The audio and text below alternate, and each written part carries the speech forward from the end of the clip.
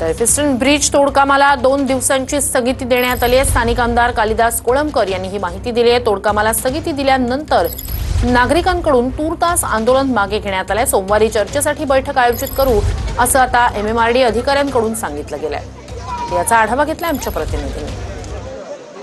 25 तारखेला 9 वाजता एमएमआरडीएने Elphinstone bridge बंद करण्याचा निर्णय घेण्यात आलेला होता। मात्र या ठिकाणचे जे स्थानिक रहिवासी आहेत त्यांनी याला कडाडून विरोध केल्यानंतर आता या निर्णयाला स्थगिती देण्यात आलेली आहे। पुढचे 2 दिवस म्हणजे सोमवारपर्यंत हा ब्रिज सुरू राहणार असल्याचं आता या ठिकाणचे स्थानिक आमदार कालिदास कोळंबकर यांनी सांगितलेलं आहे। आपण या ठिकाणी बघू शकतो 25 तारखेला 9 वाजता या ठिकाणी हा ब्रिज देखील बंद करण्यात आलेला होता। या ठिकाणी जेसीबी आणण्यात आले होते। या ठिकाणी मोठा पोलिसांचा फौजफाटा या ठिकाणी तैनात करण्यात आलेला होता आणि ब्रिजचं जे डिवायडर आहे त्याचं तोडण्याचं काम देखील सुरू करण्यात आलेलं होतं।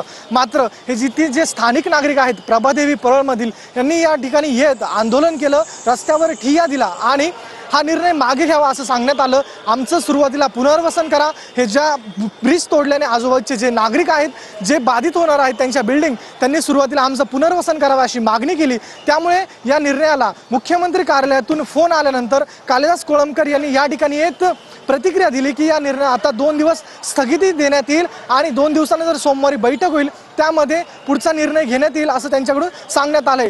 त्यामुळे आता 2 दिवस या पुलाला स्थगिती देण्यात आलेली असून या ठिकाणून वाहतूक सुरू असणार आहे। त्यामुळे येणाऱ्या काळात काय होते ते पाहणं महत्त्वाचं ठरणार आहे। कॅमेरा पर्सन कृष्णा पवारसह मिरुती गणकवार, TV9 मराठी, मुंबई।